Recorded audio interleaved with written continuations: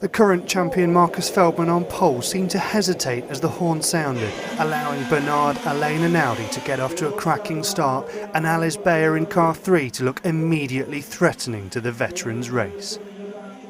And for several laps Bernard looked strong out front despite Marcus Feldman's challenges, with Alain continuing to snap at the German's heels.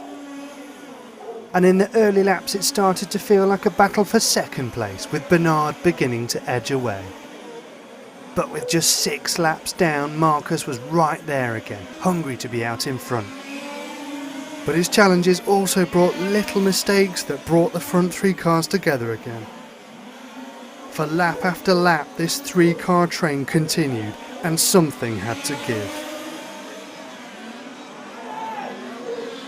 Alice Bayer's overzealous corner knocked Marcus offline and clearly ruffled the 5-times champion, who many would have expected to be some way out in front by now. Having given way, Alice seemed to overtake with ease, whilst Feldman lost momentum and a few short moments of chaos landed him in 5th place.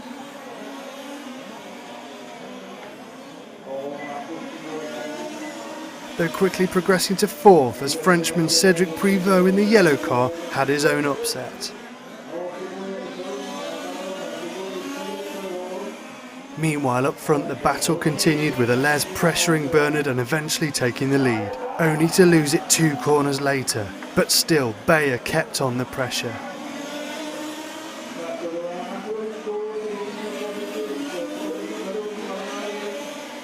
This continued for several laps until Alice Bayer, one way or another, retook the lead. While Marcus, for the time being during the mid part of the race, remained in 4th place behind Dario Vaselli in car 6. Well, with less than 10 minutes remaining, Alain had continued to thrill his home crowd, staying out in front and looking capable of toppling Marcus's throne. But Marcus had got past Dario and was now in 3rd place, but by no means as aggressive in the corners as he had been. But then came what he needed. The mistake. Bernard flipped his car and all of a sudden Marcus was in shark mode. 8 minutes to go and Alain was holding his own. His car seemed unsteady and at times swerved wildly. Was it a technical problem, or the nerves of a young driver being hunted down by far and away the most dominant driver in this class? Well, on lap 54, Marcus made his move.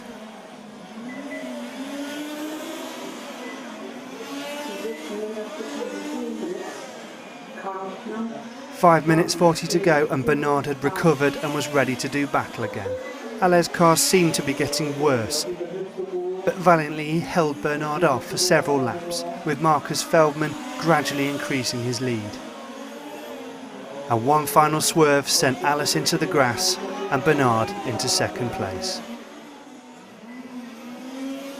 And with all the drama up front, car 5 of Cedric Privot was able to slip into 3rd place. So, after a bad start and falling to 5th place, Marcus Feldman from Germany sealed his 6th large-scale touring car European Championship, with Frenchmen Bernard, Alain and Aldi in 2nd and Cedric Privot in 3rd. For me, this year was a very hard fight, since I missed the start a bit, since my engine was very rich, so BR could pass immediately. I felt the car was excellent, so I stayed behind Bernard. Alex was a little enthusiastic in one sweeper, so he crashed my car, and after the rear end was bent a little, so... I heard you shout his name at one point, I think, on the driver's stand. Because it was not necessary. I had to wait for BR, and the same I expect from the one behind me. Okay, it's racing. But finally I tried to keep the car on the track, and I see that also the others on that very competitive track made some mistakes, so I stayed there and waited, and it paid out at the end.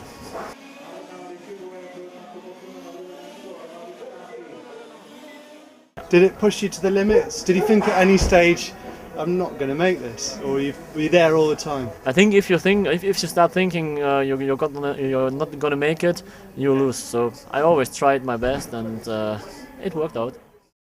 Bernard, a good week for Team France. Oui, ça a été un bon résultat pour les. Yeah, it was really a good week for the Team France. For driver on 10 on the final, it's very very good. I took the best start. My choice on the car for the final was not so good because the car was not enough. There was not enough steering.